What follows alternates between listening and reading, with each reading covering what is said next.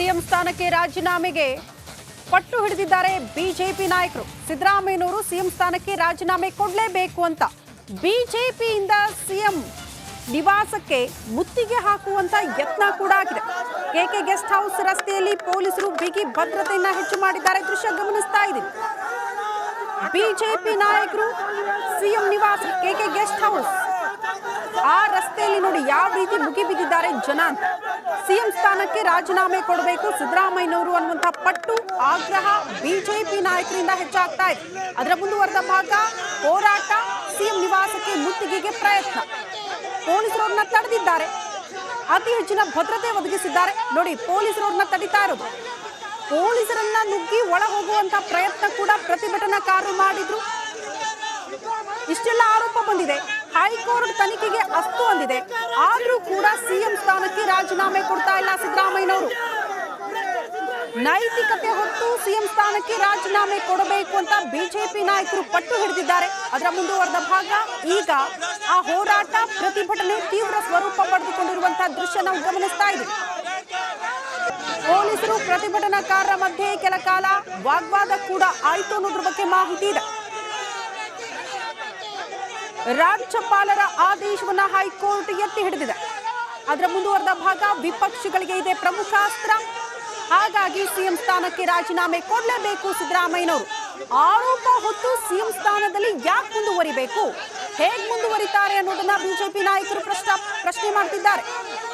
ಆದ್ರೆ ಗಮನಿಸಬೇಕಾಗಿರುವಂತಹ ವಿಚಾರ ಅಂತ ಅಂದ್ರೆ ರಾಜ್ಯಪಾಲರ ಆದೇಶ ಇದ್ದಿದ್ದು ಪ್ರಾಸಿಕ್ಯೂಷನ್ಗೆ ಅನುಮತಿ, ಅದನ್ನ ಎತ್ತಿ ಹಿಡಿದಿಲ್ಲ ಹೈಕೋರ್ಟ್. ಬದಲಾಗಿ 17A ಅದರ ಅಡಿಯಲ್ಲಿ ಪ್ರಾಥಮಿಕ ತನಿಖೆ ಮಾಡೋದಕ್ಕೆ ಅಸ್ತು ಹೊಂದಿದೆ ಹೈಕೋರ್ಟ್. ಹಾಗಾಗಿ ತನಿಖೆಗೆ ಸಹಕಾರ ಕೊಡ್ತೀನಿ, ಬದಲಾಗಿ ಸಿಎಂ ಸ್ಥಾನಕ್ಕೆ ರಾಜೀನಾಮೆ ಕೊಡುವ ಪ್ರಶ್ನೆಯೇ ಇಲ್ಲ ಅಂತ ಸಿದ್ದರಾಮಯ್ಯನವರೇ ಬಹಳ ಸ್ಪಷ್ಟವಾಗಿ ನಿನ್ನೆ ಮಾತನಾಡ್ತಾ ಇದ್ದಂತ ಸಂದರ್ಭದಲ್ಲಿ ಹೇಳಿದ್ರು. ಆದ್ರೆ ವಿಪಕ್ಷಗಳು ಇಲ್ಲಿಗೆ ಬಿಡುತ್ತಾ? ಖಂಡಿತ ಇಲ್ಲ. ಸಿಎಂ ಸ್ಥಾನಕ್ಕೆ ರಾಜೀನಾಮೆ ಕೊಡೋ ತನಕ ಕೂಡ ನಮ್ಮ ಹೋರಾಟವನ್ನ ಮುಂದುವರಿಸ್ತೀವಿ ಅಂತ ಈಗ ಕೆಕೆ ಗೆಸ್ಟ್ ಹೌಸ್ ಮುಂಭಾಗ ಹೈ ಡ್ರಾಮಾ ಆಗ್ತಾ ಇರುವಂತಹ ದೃಶ್ಯ ನೋಡ್ತಾ ಇದ್ದೀವಿ. ಪೊಲೀಸರವ್ರನ್ನ ತಡೆದು ಬಸ್ ಒಳಗಡೆ ಹತ್ತಿಸಿ ಪರಿಸ್ಥಿತಿನ ತಿಳಿಗೊಳಿಸೋದಕ್ಕೆ ಹರಸಾಹಸ ಪಡ್ತಾ ಇರುವಂತಹ ದೃಶ್ಯ. ಇವತ್ತು ಮೇಜರ್ ಡೆವಲಪ್ಮೆಂಟ್ ಅಂತ ಅಂದ್ರೆ ಒಂದು ಕಡೆ ಜನಪ್ರತಿನಿಧಿಗಳ ನ್ಯಾಯಾಲಯದಲ್ಲೂ ಕೂಡ ಇವತ್ತು ಆದೇಶ ಹೊರಬೀಳ್ಬೇಕು. ಅದಕ್ಕೂ ಮುನ್ನವೇ ದೂರುದಾರರು ಪ್ರದೀಪ್ ಕುಮಾರ್ ಲೋಕಾಯುಕ್ತ ಎಸ್ಪಿ ಅವ್ರನ್ನ ಕೂಡ ಭೇಟಿ ಮಾಡಿದ್ದಾರೆ. ಖಾಸಗಿಯಾಗಿ ದೂರು ದಾಖಲಾಗಬೇಕು, FIR ಮಾಡಿಕೊಂಡು ತನಿಖೆ ನಡೆಸಬೇಕು ಅನ್ನುವಂತ ಒತ್ತಾಯ. ಇವತ್ತು ಜನಪ್ರತಿನಿಧಿಗಳ ನ್ಯಾಯಾಲಯದಲ್ಲೂ ಕೂಡ ಇಂಥದ್ದೊಂದು ಆದೇಶ ಬಂದ್ರೆ ಇಲ್ಲ, ದೂರು ದಾಖಲಾಗ್ಲಿ, ತನಿಖೆ ಆಗ್ಲಿ ಅನ್ನುವಂಥ ಆದೇಶ ಬಂದ್ರೆ ಸಿಎಂ ಸಿದ್ದರಾಮಯ್ಯನವರಿಗೆ ಸಂಕಷ್ಟ. ಕಾದು ನೋಡುವ ತಂತ್ರದ ಮೊರೆ ಹೋಗಿದ್ದಾರೆ ಸಿದ್ದರಾಮಯ್ಯ. ಆದ್ರೆ ಬದಲಾಗಿ ಸಿಎಂ ಸ್ಥಾನಕ್ಕೆ ರಾಜೀನಾಮೆ ಕೊಡುವ ಪ್ರಶ್ನೆಯೇ ಇಲ್ಲ, ಕೊಡೋದಿಲ್ಲ ಅಂತ ಸಿದ್ದರಾಮಯ್ಯನವರು ಸ್ಪಷ್ಟಪಡಿಸಿದ್ದಾರೆ.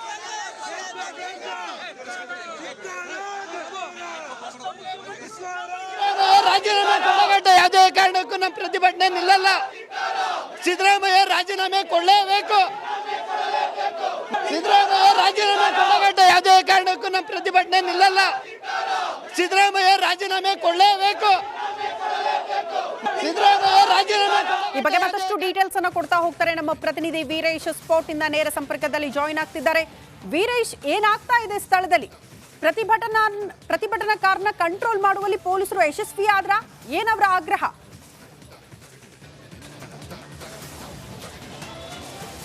ಶ್ರುತಿ, ಸಿಎಂ ಸ್ಥಾನಕ್ಕೆ ರಾಜೀನಾಮೆ ಕೊಡಬೇಕಂತೇನೋ ಒಂದು ಕಡೆ ಬಿಜೆಪಿ ಅವರು ಇವತ್ತು ದೊಡ್ಡ ಮಟ್ಟದಲ್ಲಿ ಪ್ರತಿಭಟನೆ ಮಾಡಿ ಸಿಎಂ ಮನೆಗೆ ಮುತ್ತಿಗೆ ಹಾಕಲು ಮುಂದಾದಾಗ ಕೆಕೆ ಗೆಸ್ಟ್ ಹೌಸ್ನಲ್ಲಿ ಈಗ ಪ್ರತಿಭಟನಾಕಾರನ ವಶಕ್ಕೆ ಪಡೆದುಕೊಂಡು ಅಂದರೆ BMTC ಬಸ್ನಲ್ಲಿ ವಶಕ್ಕೆ ಪಡಿಸಿಕೊಂಡು ಅವ್ರನ್ನ ಕರೆದುಕೊಂಡು ಹೋಗಿದ್ದಾರೆ. ಹೀಗಾಗಿ ಇಲ್ಲಿ ನೋಡ್ತಿರ್ಬೋದು ಬಿಗುವಿನ ವಾತಾವರಣ ಇದೆ. ಯಾಕಂದರೆ ಪಕ್ಕದಲ್ಲೇ ಸಿಎಂ ಕಾವೇರಿ ನಿವಾಸ ಇದೆ. ಹೀಗಾಗಿ ಅಲ್ಲಿಗೆ ಮುತ್ತಿಗೆ ಹಾಕದಂತೆ ಇದೀಗ ಕೆಕೆ ಗೆಸ್ಟ್ ಹೌಸ್ನಲ್ಲಿ ತಂದು ಏನೋ ಅವ್ರನ್ನ ಗೇಟ್ ಲಾಕ್ ಮಾಡಿ ವಶಕ್ಕೆ ಪಡಿಸಿಕೊಂಡಿದ್ದಾರೆ. ಹೀಗಾಗಿ ಪೊಲೀಸ್ ನಿಯೋಜನೆ ಬಂದೋಬಸ್ತ್ ಜೋರಾಗಿದೆ. ಯಾಕಂದರೆ ಮತ್ತೆ ಪ್ರತಿಭಟನಾಕಾರರು ಬರಬಹುದು, ಮತ್ತೆ ಪ್ರತಿಭಟನೆ ಮಾಡಬಹುದು ಮತ್ತು ಸಿಎಂ ಮನೆಗೆ ಮುತ್ತಿಗೆ ಹಾಕಬಹುದು ಎಂಬ ಕಾರಣಕ್ಕೆ ಖುದ್ದು ಡಿಸಿಪಿ ಅವರು ಸ್ಥಳದಲ್ಲಿ ಬಂದಿದ್ದಾರೆ. ಇನ್ಸ್ಪೆಕ್ಟರ್ಗಳಿದ್ದಾವೆ. ನೋಡ್ತಿರ್ಬೋದು ಎಲ್ಲ ರೀತಿಯ ಬ್ಯಾರಿಕೇಡ್ ಹಾಕಿ ಭದ್ರತೆ ಕೈಗೊಂಡರು. ಇದೀಗ ಒಂದು ತಂಡ ಬಿಜೆಪಿ ಕಾರ್ಯಕರ್ತರನ್ನ ಏನೋ ಪ್ರತಿಭಟನೆ ಮಾಡಿದ್ರು, ಸಿಎಂಗೆ ಮನೆಗೆ ಮುತ್ತಿಗೆ ಹಾಕಲು ಮುಂದಾದಾಗ ಇದೀಗ ಒಂದು ತಂಡವನ್ನ ಬಿಜೆಪಿ ಕಾರ್ಯಕರ್ತರನಿಗೆ ವಶಕ್ಕೆ ಕರೆದುಕೊಂಡು ಹೋಗಿದ್ದಾರೆ. ಇನ್ನೊಂದು ತಂಡ ಬರ್ಬೋದು, ಪ್ರತಿಭಟನೆ ಮಾಡಬಹುದು, ಮುತ್ತಿಗೆ ಹಾಕಬಹುದು ಎಂಬ ಕಾರಣಕ್ಕೆ ಇದೀಗ ಪೊಲೀಸ್ ಹೈ ಅಲರ್ಟ್ ಆಗಿದೆ. ಇಲ್ಲಿ ಯಾರನ್ನೂ ಕೂಡ ಅಷ್ಟೊಂದು ಬಿಗಿಯಾಗಿದೆ. ಎಲ್ಲ ಅಂದ್ರೆ ಒಂದ್ ಕಡೆ ಟ್ರಾಫಿಕ್ ಜಾಮ್ ಆಗಿದೆ, ಮತ್ತೊಂದು ಕಡೆ ಪ್ರತಿಭಟನೆ ಮಾಡಲು ಬಿಜೆಪಿ ಕಾರ್ಯಕರ್ತರು ಒಬ್ಬೊಬ್ಬರಾಗಿ ಬರ್ತಿದ್ದಾರೆ. ಯಾಕಂದ್ರೆ ಸಿಎಂ ಅವರು ರಾಜೀನಾಮೆ ಕೊಡಲೇಬೇಕು, ಯಾಕಂದ್ರೆ ಹೈಕೋರ್ಟ್ ಸಹ ಹೇಳಿದ್ರೆ ತನಿಖೆಗೆ ಅಸ್ತು ಅಂದಿದೆ. ಹೀಗಾಗಿ ಆ ಸ್ಥಾನದಿಂದ ರಾಜೀನಾಮೆ ಕೊಡಬೇಕಂತೇನೋ ಇದೀಗ ಬಿಜೆಪಿ ರಾಜ್ಯಾದ್ಯಂತೇನೋ ಹೋರಾಟ ಮಾಡಲು ಪ್ಲಾನ್ ರೂಪಿಸಿದೆ. ಅದರ ಭಾಗವಾಗಿ ಇವತ್ತು ಸಿಎಂ ಮನೆಗೆ ಮುತ್ತಿಗೆ ಹಾಕಲು ಬಿಜೆಪಿಯ ಕಾರ್ಯಕರ್ತರು ಮುಂದಾದಾಗ ಪೊಲೀಸರು ತಡೆ ಹೊಡೆದು ಅವರನ್ನ ವಶಕ್ಕೆ ಪಡಿಸಿಕೊಂಡಿದ್ದಾರೆ. ಶ್ರುತಿ. ಓಕೆ ವೀರೇಶ್, ಸದ್ಯ ಯಾವ ರೀತಿ ಭದ್ರತೆನ ಹೆಚ್ಚುಗೊಳಿಸಲಾಗಿದೆ? ಬಹಳ ಸ್ಪಷ್ಟವಾಗಿ ಸಿದ್ದರಾಮಯ್ಯನವರು ಹೇಳಿದ್ರು, ಆರೋಪ ಅಷ್ಟೇ, ಅದು ಸಾಬೀತಾಗಿಲ್ಲ. ಆರೋಪಕ್ಕೆ ಸಂಬಂಧಪಟ್ಟಂತೆ ದೂರು ದಾಖಲಾದ್ರೆ ಆ ತನಿಖೆಗೆ ಸಹಕಾರ ಕೊಡ್ತೀನಿ, ಬದಲಾಗಿ ಸಿಎಂ ಸ್ಥಾನಕ್ಕೆ ರಾಜೀನಾಮೆ ಕೊಡೋದಿಲ್ಲ ಅಂತ ಅವರು ಬಹಳ ಸ್ಪಷ್ಟಪಡಿಸ್ಬಿಟ್ಟಿದ್ದಾರೆ. ಮುಂದಿನ ಹೋರಾಟ ಏನು ಬಿಜೆಪಿ ನಾಯಕರದ್ದು?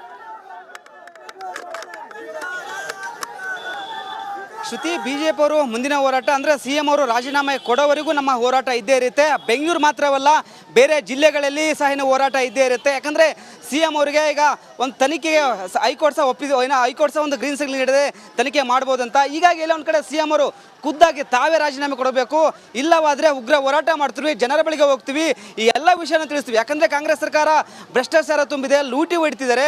ಹೀಗಾಗಿ ಎಲ್ಲೋ ಸಿಎಂ ಅವರು ಈ ಒಂದು ಮೂಢ ಹಗರಣದಲ್ಲಿ ಪಾತ್ರ ದೊಡ್ಡದಾಗಿದೆ ಸೈಟ್ ವಿಚಾರವಾಗಿ. ಹೀಗಾಗಿ ಸಿಎಂ ಅವರು ಒಂದು ವೇಳೆ ರಾಜೀನಾಮೆ ಕೊಡಲಂದ್ರೆ ಮುಂದಿನ ದಿನಗಳಲ್ಲಿ ಇಡೀ ಬೆಂಗಳೂರು ಅಂತಲ್ಲ, ಬೇರೆ ಜಿಲ್ಲೆಗಳಲ್ಲಿ, ಬೇರೆ ರಾಜ್ಯಗಳಲ್ಲಿ ಸಹ ಹೋರಾಟ ಮಾಡ್ತೀವಂತೇನೋ ಒಂದು ಕಡೆ ಬಿಜೆಪಿ ಸಹ ಒಂದು ಕಡೆ ಎಚ್ಚರಿಕೆ ಸಹ ಕೊಡ್ತಿದೆ. ಶ್ರುತಿ. ಓಕೆ ವೀರೇಶ್, ಧನ್ಯವಾದಗಳು ತಮ್ಮೆಲ್ಲ ಮಾಹಿತಿಗೆ. ಬಿಜೆಪಿಯ ರಾಜ್ಯಾಧ್ಯಕ್ಷ BY ವಿಜಯೇಂದ್ರ ಅವರು ಮಾತನಾಡಿದ್ದಾರೆ. ಏನ್ ಹೇಳಿದ್ದಾರೆ ಬನ್ನಿ ನೋಡ್ಕೊಂಡು ಬರೋಣ. ಯಾರ್ಯಾರ ಹಣ ಬರದಲ್ಲಿ ಏನೇನಾಗಿ ಬರ್ದಿದ್ದು ಅದು ಆಗಲಿ. ಆದರೆ ನಂಗೆ ನೋವಿರ್ತಕ್ಕಂಥ ಸಂಗತಿ, ಒಬ್ಬ ಹಿರಿಯ ನಾಯಕರು ಈಶ್ವರಪ್ಪನವರು ಶಿವಮೊಗ್ಗದಲ್ಲಿ ಪಾಪ ಠೇವಣಿನೂ ಕೂಡ ತೆಗೆದುಕೊಳ್ಳೋಕ್ಕಾಗಲಿಲ್ಲಲ್ಲ ಅನ್ನೋ ನೋವು ನನಗೂ ಕೂಡ ಕಾಡ್ತಾ ಇದೆ. ಅಂಥ ಒಬ್ಬ ಹಿರಿಯ ನಾಯಕರಿಗಿಂತ ನೋಡ್ತಾ ಇದ್ದೀವಿ, ಕೆಕೆ ಗೆಸ್ಟ್ ಹೌಸ್ ಮುಂಭಾಗದಲ್ಲಿ ಹೈ ಡ್ರಾಮಾ ಪ್ರತಿಭಟನಾಕಾರರಿಂದ. ಪ್ರಮುಖ ಆಗ್ರಹ ಇಷ್ಟೇ, ಸಿಎಂ ಸ್ಥಾನಕ್ಕೆ ಕೂಡಲೇ ಸಿದ್ದರಾಮಯ್ಯನವರು ರಾಜೀನಾಮೆ ಕೊಡಬೇಕು. ಹೈಕೋರ್ಟ್ ಕೊಟ್ಟಿರುವಂತಹ ಆದೇಶವನ್ನ ಪಾಲನೆ ಮಾಡಬೇಕಾಗುತ್ತೆ. ಆರೋಪ ಹೊತ್ತಿರುವಂತಹ ಸಿಎಂ ಹೇಗೆ ಸಿಎಂ ಸ್ಥಾನದಲ್ಲಿ ಮುಂದುವರಿತಾರೆ ಸಿದ್ದರಾಮಯ್ಯನವರು? ರಾಜೀನಾಮೆ ಕೊಡಲೇಬೇಕು ಅನ್ನುವಂತಹ ಪಟ್ಟು ದೊಡ್ಡ ಮಟ್ಟದ ಹೋರಾಟಕ್ಕೆ ಬಿಜೆಪಿ ನಾಯಕರು ಮುಂದಾಗಿದ್ದಾರೆ.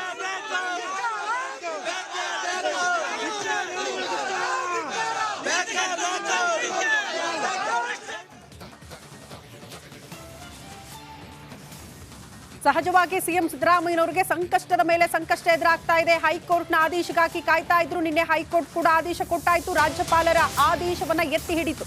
ಮುಂದುವರೆದ ಭಾಗ ಮತ್ತೊಂದು ಸಂಕಷ್ಟ ಏನದು ಅನ್ನೋದ್ರ ಬಗ್ಗೆ ಡೀಟೇಲ್ಸ್ ಅನ್ನ ನಿಮ್ಮ ಮುಂದೆ ಇಡ್ತಾ ಇದೀವಿ. ಮೈಸೂರು ಲೋಕಾಯುಕ್ತ ಕಚೇರಿಗೆ JDS ನಿಯೋಗ ಹೈಕೋರ್ಟ್ ಆದೇಶ ಪ್ರತಿಯೊಂದಿಗೆ ಆಗಮಿಸಿದ್ದಾರೆ ಅನ್ನೋದ್ರ ಡೀಟೇಲ್ಸ್ ಸಿಗ್ತಾ ಇದೆ. ಸಿದ್ದರಾಮಯ್ಯ ವಿರುದ್ಧ ದೂರು ನೀಡೋದಕ್ಕೆ ಆಗಮಿಸಿದ್ದಾರೆ. ಪ್ರದೀಪ್ ನೇತೃತ್ವದಲ್ಲಿ ಲೋಕಾಯುಕ್ತ SP ಭೇಟಿ. ಸಿದ್ದರಾಮಯ್ಯ ವಿರುದ್ಧ FIR ದಾಖಲಿಸಿಕೊಳ್ಳುವಂತೆ ಮನವಿ ಮಾಡಿಕೊಂಡಿದ್ದಾರೆ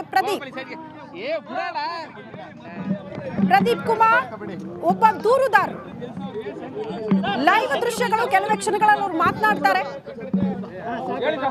ಸರ್, ಇವಾಗ ನಿನ್ನೆ ಏನು ಹೈಕೋರ್ಟ್ ತೀರ್ಪನ್ನು ಕೊಡ್ತು, ಆ ತೀರ್ಪಿನ ಆಧಾರದ ಮೇಲೆ 17A ಕೆಳಗಡೆ ಡೈರೆಕ್ಟ್ ಇನ್ವೆಸ್ಟಿಗೇಷನ್ ಮಾಡಿ FIR ಹಾಕ್ಲಿಕ್ಕೆ ಅವಕಾಶ ಇದೆ ಜಡ್ಜ್ಮೆಂಟ್ ಪ್ರಕಾರ.